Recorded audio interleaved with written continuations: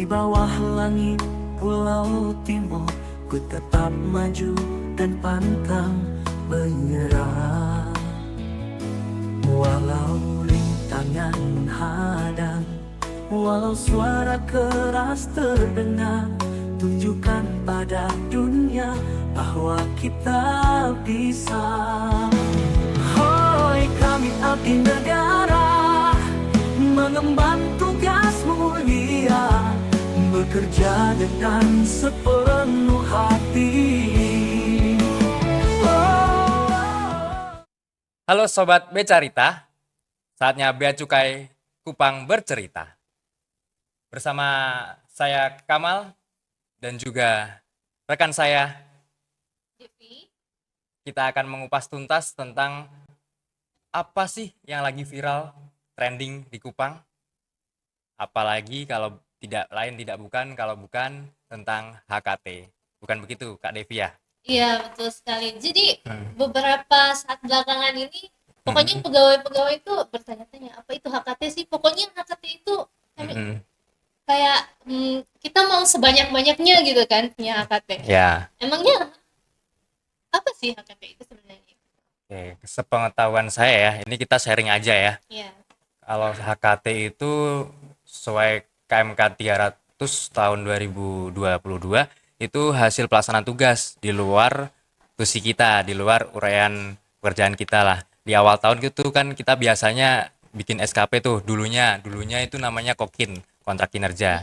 Nah, untuk sekarang itu sasaran kinerja pegawai. Nah, di situ kita disuruh menyusun tugas-tugas dan fungsi kita. Nah, di luar kesibukan sesuai dengan tusi kita itu ada mungkin dari pimpinan atau atasan langsung memerintahkan kepada kita sebagai bawahannya itu bisa diakui sebagai HKT. HKT sendiri ya hasil kerja tambahan yang bukan dari bagian dari rencana HKU tadi, hasil kerja utama yang telah dilaksanakan dan bisa dibuktikan dengan CAP, surat keputusan, satu itu 2 surat keterangan, terus ada lagi surat penugasan dari pimpinan kerja. Gitu ya Mal ya. Berarti secara singkat nih kita bisa bilang bahwa HKT itu adalah sesuatu yang kita kerjakan atau ditugaskan kepada kita, tetapi tidak masuk dalam IKU utama kita ya. Betul yang sekali. ada di kontrak kerja atau SKP itu sekarang. Ya. Contohnya apa Mal? Contoh. Ini deh, sebelum ke contoh kita jenis-jenis HKT deh. Oke. Kalau buat teman-teman yang belum tahu, Sobat Becarita yang belum tahu, jenis-jenis HKT itu ada 3. Yang pertama ada inovasi, yang kedua ada squad team, dan yang ketiga ada yang namanya penugasan lain. Nah, kalau yang inovasi kita bedah satu-satu nih, kita breakdown satu-satu. Untuk inovasi berdasarkan KMK nomor 1005 KM1 2022, itu apa sih namanya inovasi? Itu ada isinya gagasan kreatif pegawai atau sekelompok pegawai yang dapat digunakan untuk pemecahan masalah, perbaikan metode, proses kerja yang diimplementasikan, yang memberikan manfaat bagi pemangku kepentingan. Ruang lingkupnya ada di nasional, instansi yaitu Kementerian Keuangan khususnya kita, kemudian ada yang namanya unit kerja eselon 1, 2, 3, serta tim kerja di unit eselon 4. Terus syarat diajukannya apa sih HKT itu? Yang pertama, untuk yang inovasi nih ya, itu harus lolos eselon 1 karena nanti bakal diikutkan di kompetisi inovasi di lingkungan Kementerian Keuangan. Skalanya lingkungan Kementerian Keuangan. Terus dimasukkan ke basis data. Terus syaratnya untuk dinilai apa aja sih? Syaratnya 1, inovasi itu sudah diimplementasikan atau diterapkan di dalam jangka waktu 1 tahun sebelum periode penilaian. Jadi harus diterapin dulu. Nanti kalau untuk contohnya kita bahas di belakang mungkin ya. Contoh realnya. Untuk inovasi ini juga tidak dapat dinilai kembali. Kecuali inovasi lingkup instansi dan nasional. Instansi Kementerian Keuangan misalnya. Yang dapat dinilai 2 kali periode. Itu. Terus kita lanjut ke squad team ya. Kalau squad team itu ada 2 jenis nih, penuh waktu dan paruh waktu. Kalau penuh waktu itu kerjaan tusi kita di HKU jalan, enggak jalan, maaf koreksi, kerjaan di HKU kita sudah dikerjakan, tapi untuk HKT-nya itu untuk penuh waktu dibebaskan dari melaksanakan tugas dan fungsi unit organisasi pegawai yang mana selama jangka waktu penugasan squad team. Bedanya sama paruh waktu apa? Kalau paruh waktu itu tetap melaksanakan tugas dan fungsi, kemudian tetap selama jangka waktu yang telah ditentukan, ya saya bilangnya mungkin hybrid ya. Kita kerja sambil HKT tadi, nyusun HKT. Itu yang squad team. Yang ketiga ada yang namanya penugasan lain tuh. Kalau penugasan lain, untuk kegiatan pegawai di luar tugas dan fungsi, tetapi tetap mendukung organisasi masing-masing. Dan itu ada kesepakatan antara pemilik HKT dengan atasan langsungnya. Next, kalau contoh real gini deh, pengetahuanku ya. Mungkin kalau di Kupang, Devi jauh lebih tahu. Kalau misalkan ada contoh inovasi pembuat aplikasi, Oh ya. ya kan? Misalnya aplikasi persediaan kemarin ya. Aplikasi persediaan, boleh tuh kalau bisa misalkan tingkat nasional atau instansi Kementerian Keuangan itu bisa diajukan. Misalkan satu orang pegawai si A, pegawai A punya inovasi bikin aplikasi. Kita breakdownnya inovasi aplikasi ya, outputnya aplikasi. Kemudian dia bikin HKT lagi di squad team. Dia bikin penyusunan di squad team, tapi outputnya sama, bikin aplikasi tersebut, buat aplikasi tersebut. Itu tetap dihitung sebagai satu jenis HKT. Hanya boleh salah satu aja. Ya, kalau boleh merekomendasikan diisi yang di nasional. Karena mengikut ke HKT bobotnya. Bobotnya tadi kan kita belum bahas bobotnya tuh. HKT itu ada bobotnya. Untuk squad team, tadi penuh waktu dan paruh waktu, itu ada bobotnya untuk setara menteri Menq dan Wamenq, itu bobotnya 8. Kemudian di bawahnya ada PPTM, pejabat petinggi, para pejabat PPTM dan setara, pimpinan tinggi madya ya, pejabat pimpinan tinggi madya dan setaranya, itu poinnya 6. Kemudian ada PPTP, pimpinan tinggi pratama dan setaranya, itu ada poin 4. Kalau untuk paruh waktu setengahnya dari gitu. penuh waktu. Berarti yang penuh waktu lebih tinggi ya nilainya ya. Yes. Oke. Tapi yang penuh waktu tadi coba malah yang tadi penuh waktu itu kan berarti dia benar-benar pure hanya mengerjakan si HKT ini kan. Ya. Terus yang IKU utamanya gimana ya tadi ya? IKU utama tetap dilaksanakan. Tetap dilaksanakan juga. Ya, mungkin periodenya beririsan atau berbeda dengan HKU tadi. Oh gitu. Ya. Terus kan tadi ada nilai-nilai ya untuk setiap HKT itu dengan lingkupnya yang bagaimana atau jenisnya yang mana, itu kan punya skor ya. Yes. Ya, terus kira-kira kita ini sebagai pegawai harus berapa nih targetnya biar maksimal tuh? Pertanyaan yang luar biasa dari Kak Devi ini. Udah cantik, baik hati, kritis. Oke, lanjut. Sama-sama. Oke, lanjut. Untuk perhitungannya HKU itu maksimal 105 Devi. Kalau HKT ini 15. Jadi mau sebanyak apapun pekerjaan HKT ya, kita bahas HKT ya. Mau sebanyak volumenya sebanyak apapun dengan poin bobot tersebut, misalkan bobotnya lebih dari 15, misalkan 20, mohon maaf yang dihitung 15. Cuma 15. 15. Ya. Berarti kalau misalnya mungkin bisa dijelasin dulu Mas. Yang bobotnya nih untuk masing-masing yang ada yang terlingkupnya itu Mas. Oke. Tadi kan yang dijelaskan sudah di bagian HKT berupa squad team ya. Sekarang yang HKT berupa inovasi dan penugasan lain ternyata sama poinnya bobotnya. Itu ruang lingkup nasional itu ada 8, kemudian turun ke instansi ada 6, unit kerja ada 4, terus tim kerja ada 2. Nah, gimana sih cara menghitungnya? Cara menghitung HKT? Caranya kalau kita nyusun HKT itu menyusun juga manual IK-nya ya. Kemudian di situ ada target, ada realisasi, dan bobotnya yang tadi dijelaskan di awal. Caranya gimana untuk menghitungnya? Caranya realisasi dari HKT tersebut. Misalkan HKT-nya 110 lah, di atas target targetnya 100. Realisasi 110 dibagi dengan targetnya 100 dikalikan dengan bobotnya. Itu. Misalkan 110 realisasinya dibagi dengan targetnya 100 dikali bobotnya, kebetulan HKT ini HKT squat team paruh waktu dan bobotnya itu 3. Jadi 110% dibagi 100 dikali 3. Hasilnya 3,3 gitu. Nanti Gitu bakal ya. banyak tuh variabel-variabelnya. Misalkan seperti bobotnya mempengaruhi atau tidak gitu. Tapi baru tahu loh kalau realisasinya itu bisa lebih dari 100%. Soalnya biasa kan kebanyakan di Kupang sini kan penugasan lain gitu kan yang jadi HKT-nya. Nah itu biasanya targetnya 100, ya 100. realisasinya 100 gitu. Berarti itu tergantung formulanya itu ya tadi ya. Yes, tergantung formulanya. Tergantung. Terus selanjutnya mungkin kriteria suatu pekerjaan itu bisa kita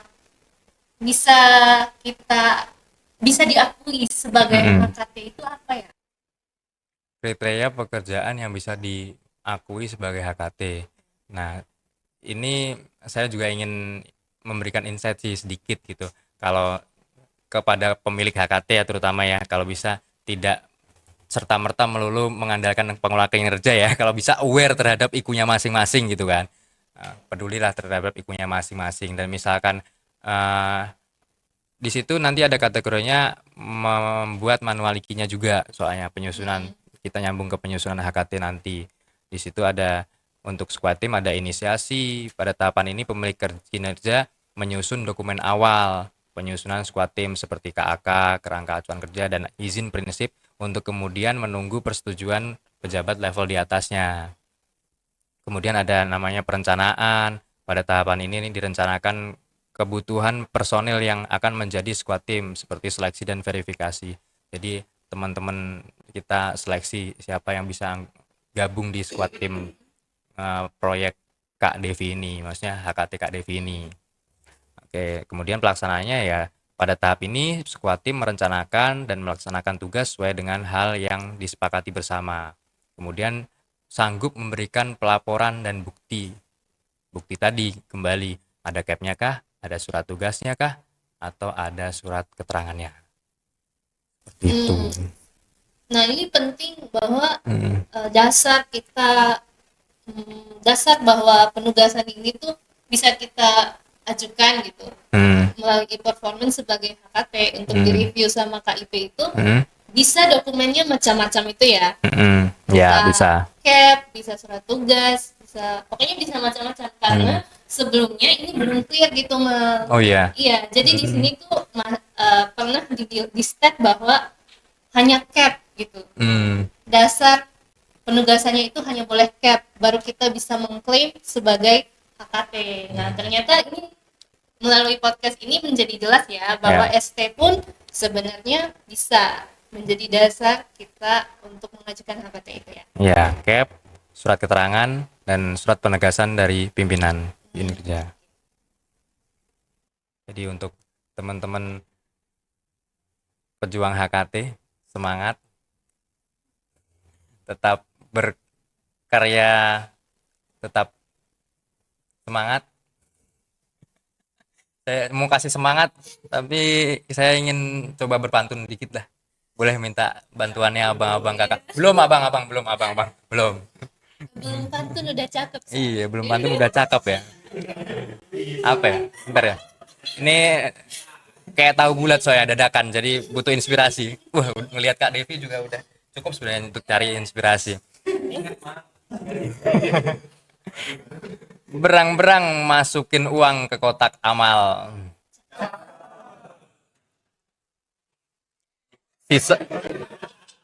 Sisa uang buat beli sate. Artinya Biar capaian kinerja kakak abang bisa maksimal. Cakep. Ayo input HKT.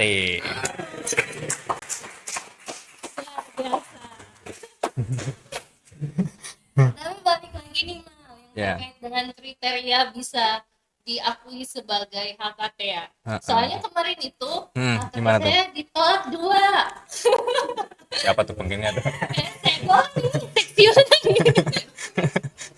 Ya, Ah. HKT itu ditolak 2 mah. Ah. Jadi sedikit curhat ya guys ya. Oke. Nah, awalnya itu Hmm. sudah diakui dulu nih sebagai HKT, tapi akhirnya Hmm. ditolak itu. Artinya tidak memenuhi, dianggap tidak memenuhi. Itu kira-kira kenapa ya, Mal ya? Hmm. Jadi kayak kita tuh mau tahu kriterianya itu bagaimana sampai bisa diakui sebagai HKT. Itu ada sih di kriteria untuk bisa diakui sebagai HKT. Mungkin ya mohon maaf, mungkin tidak sesuai dengan kategori ya Devia yang tadi 2 gugur tadi ya, padahal udah capek-capek kerja.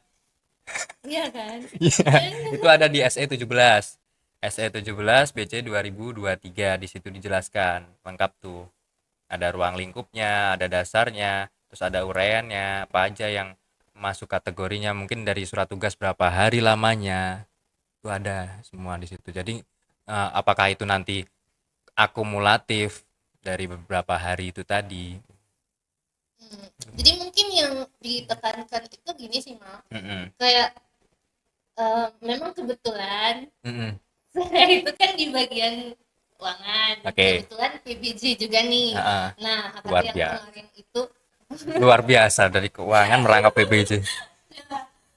terus kebetulan HKT yang kemarin itu terkait dengan renovasi rumah dinas. Heeh. Apakah karena itu berkaitan dengan tugas yang sebagai PBJ itu makanya ditolak, itu gugur gitu HKT-nya, atau bagaimana? Renovasi rumah dinas. Bisa minta tolong kasih tahu detailnya seperti apa itu? Jadi kalau renovasi rumah negara itu rumah dinas rumah negara yang sekarang itu. Ya. Renovasi rumah negara itu kan ada tim namanya pengelola kegiatan gitu istilahnya. Karena kan kalau untuk renovasi untuk konstruksi, belanja modal konstruksi itu kan memang step-stepnya itu lebih banyak gitu, dan selalu ada rapat dengan penyedia, dengan pengawas, dengan pelaksana konstruksinya, itu untuk memastikan bahwa semuanya on track dan bisa diselesaikan tepat waktu, tidak putus kontrak. Nah di situ saya ini sebagai pengelola kegiatan ada capnya gitu. Tapi itu kan ditolak. Apakah itu karena saya juga menjabat sebagai pengadaan? Nah kalau menurut hemat saya ya, kembali lagi ya, itu masuk ke dalam, saya nanya nih, saya kembalikan, itu tusinya Devi sebagai PBJ atau bukan sebenarnya? Kalau merupakan uraian jabatan Devi sebagai pejabat PBJ, pengadaan barang jasa, itu mohon maaf tidak termasuk HKT. Gitu. Ya. Tapi kalau misalkan itu di luar konteks pekerjaan Devi sebagai PBJ, atau itu mungkin beban lain yang diserahkan ke Devi, bisa. Gitu. Ya. Ya. Sekalipun itu tidak ada di ibu utama gitu ya. Sekalipun itu di iku utama sebagai PBJ, tapi itu agak lebih ke subjektif sih juga. ya. Nah, Tapi saya punya banyak HKT sih, jadi nggak masalah. Sombong. kemarin saya sama Rizal juga lihat, kok banyak sekali HKT di sini ya. Iya. Soalnya di sini pegawainya aktif mah. Aktif ya. Iya. Luar biasa. HKT-nya. Sampai yang review itu kewalahan. Nanti abis ini review punya aku lagi. Siap, pasti semuanya di review.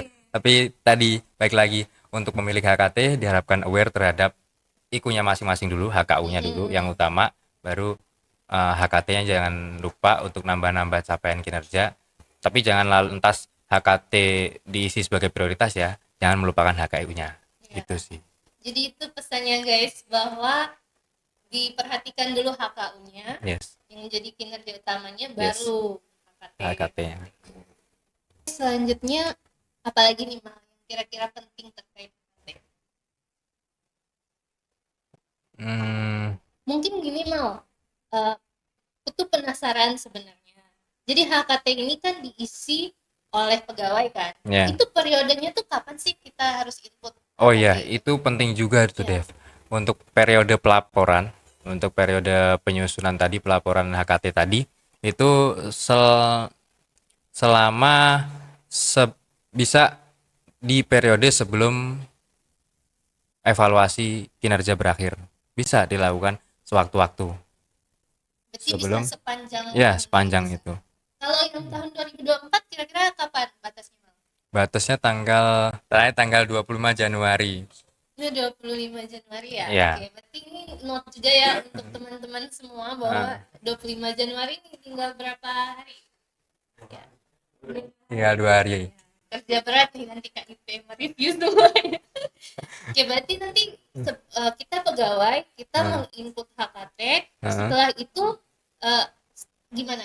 Setelah kita input. Jadi tuh gini, kita urutkan ya. Kita urutkan untuk apa sih yang harus disiapkan ketika kita memiliki HKT itu. Jadi setiap indikatornya nanti disusun seperti manual indikator, kalau nyebutnya manual indikator HKT. Penyusunan nama IKI untuk HKT itu juga berlaku secara mutatis mutandis, seperti misalkan di HKU itu ada ya mungkin ada kata-kata indeks kualitas pelaksanaan PJJ atau apa untuk HKT tadi. Kemudian saya tegaskan lagi, mungkin HKT dapat disusun sewaktu-waktu sebelum periode evaluasi kinerja berakhir. Itu sih. Isinya melalui aplikasi.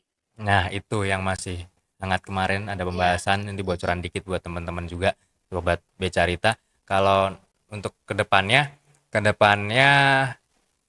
nanti untuk kita biasa input di e-performance ya. Iya, betul. Di e-performance. Untuk kedepannya tapi masih digodok dengan kementerian kalau bakal disatukan ke satu Kemenkyu, digabungkan ke satu Kemenkyu. Jadi pilotingnya ini nanti mau di inputnya di satu Kemenkyu ya, Iya. bukan di performance lagi ya. Ya, untuk deadline-nya kapan, mandatornya kapan, masih tetap seperti rundown yang berjalan. Belum ada keputusan untuk mundur atau maju, atau bahkan maju belum ada. Baik, itu tadi perbincangan kami. Semoga menjadikan inspirasi buat teman-teman semuanya. Untuk yang pertama tuh lebih ke aware kepada IKU-nya, tidak serta-merta mengandalkan pengelola kinerja. Kemudian kalau misalkan ada penugasan lain atau di dalam periode berjalan ada pekerjaan dari instruksi dari pimpinan atau atasan, mungkin bisa dijadikan hasil kerja tambahan, bisa jadi untuk menambah capaian kinerja kita. Tapi juga kita harus aware dulu yang diutamakan adalah yang HKU, HKU dulu. Kinerja utamanya dulu, baru HKT. Dua-duanya sama-sama penting, tapi yang HKU harus diutamakan dulu ya. Ada skala prioritas di situ. Iya, karena nilainya juga lebih besar ya. Yes. HKU 105, HKT 15. Total 120. Itu sudah sangat-sangat baik kategorinya. Oke, sobat Bercerita Podcast, sekian podcast mengenai HKT. Semoga bermanfaat. Sampai jumpa di lain kesempatan. Bye.